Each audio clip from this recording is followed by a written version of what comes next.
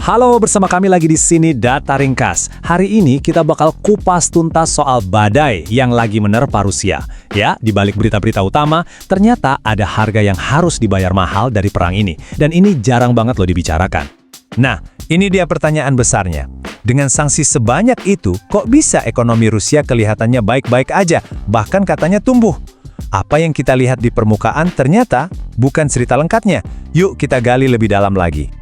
Oke, pertama-tama penting banget buat kita pahami kalau langkah Rusia mendekat ke timur itu bukan karena panik. Sama sekali bukan. Ini tuh strategi yang udah direncanain dari jauh-jauh hari. Jadi, jauh sebelum invasi besar-besaran terjadi, Moskow itu udah punya tujuan yang jelas. Coba kita lihat lini masa ini. Sejak 2013 aja, kebijakan luar negeri mereka udah mulai melirik Asia. Terus, aneksasi Crimea di tahun 2014 itu ibaratnya kayak bensin yang mempercepat semua proses ini. Puncaknya, ya pembangunan pipa Power of Siberia di tahun 2019, yang jadi bukti nyata kalau mereka serius mau lepas dari Eropa.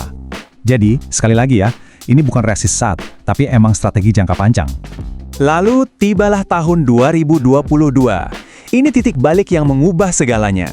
Invasi skala penuh ke Ukraina itu memicu respons internasional yang, jujur aja, menciptakan guncangan ekonomi yang belum pernah ada sebelumnya. Coba deh, lihat angka ini. 23.872 sanksi. Hampir 24.000. Angka ini gila banget kan? Sanksi sebanyak ini dirancang buat satu tujuan, melumpuhkan kemampuan Rusia untuk mendanai perangnya. Dan ini bukan sanksi ecek-ecek loh. Ini serangan ekonomi yang terkoordinasi dari berbagai penjuru. Mulai dari jantung finansial mereka, bank-bank besarnya dihantam. Terus sumber pendapatan utamanya, ekspor energi, dibatasi. Sampai ke teknologi-teknologi penting diblokir dan mereka diisolasi secara diplomatik. Tujuannya benar-benar untuk memutus hubungan Rusia dari ekonomi global. Akibatnya apa? Strategi jangka panjang Rusia yang tadinya santai buat pindah ke timur, tiba-tiba harus dieksekusi dalam semalam.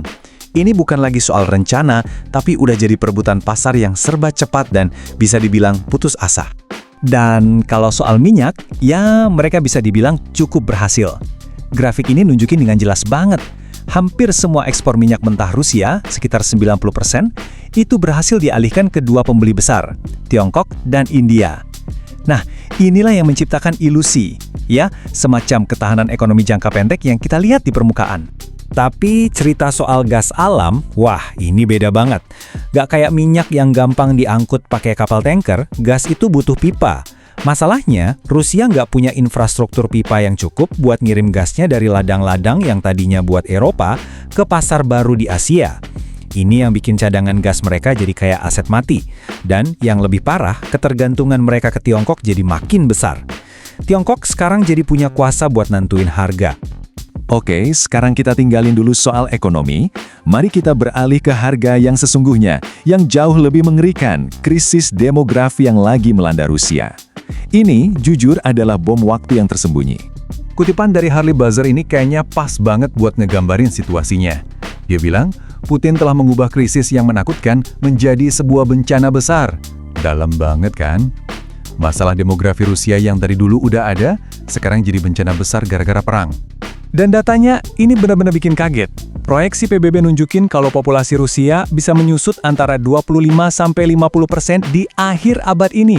Coba bayangin deh, sebuah negara bisa kehilangan separuh populasinya. Ini gila. Krisis ini tuh pemicunya ada beberapa. Pertama, ya jelas, korban jiwa langsung dari perang. Lebih dari 300.000 pria-pria muda tewas atau terluka. Kedua, eksodus massal. Lebih dari 1 juta orang udah cabut dari negara itu. Dan yang paling krusial, banyak dari mereka itu orang-orang muda, terpelajar, dan lagi di usia-usia produktif dan reproduktif. Nah, coba gabungin dua angka tadi, dan kita bakal lihat dampak langsungnya ke ekonomi. Kekurangan tenaga kerja yang parah banget. Ekonomi Rusia sekarang ini kekurangan sekitar 5 juta pekerja. 5 juta, itu angka yang luar biasa besar. Dan yang pergi itu bukan sembarang pekerja. Rusia lagi kehilangan talenta-talenta terbaiknya. Fenomena yang sering disebut brain drain atau larinya para ilmuwan dan spesialis ini udah meningkat drastis. Jadi ini bukan cuma soal jumlah orang yang pergi, tapi juga soal kualitas. Ini jelas bakal menghambat inovasi mereka di masa depan. Jadi, semua ini membawa kita ke gambaran masa depan Rusia yang serba nggak pasti.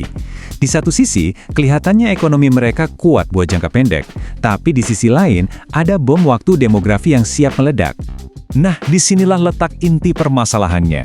Ketahanan jangka pendek yang didorong harga energi dan ekonomi perang itu berhadapan langsung dengan kenyataan pahit jangka panjang.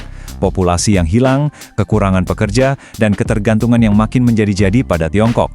Ini adalah pertaruhan yang sangat-sangat berbahaya bagi masa depan Rusia. Jadi, pertanyaan terakhir yang perlu kita renungkan bersama adalah ini. Dengan pondasi sumber daya manusia yang makin rapuh, populasi yang lebih kecil, lebih tua, dan kurang terdidik, kekuatan macam apa sih yang bisa diproyeksikan Rusia di masa depan? Ini adalah dilema utama yang bakal menentukan nasib mereka di abad ini. Terima kasih sudah mendengarkan. Jangan lupa untuk klik suka dan berlangganan, serta tulis pendapatmu di kolom komentar.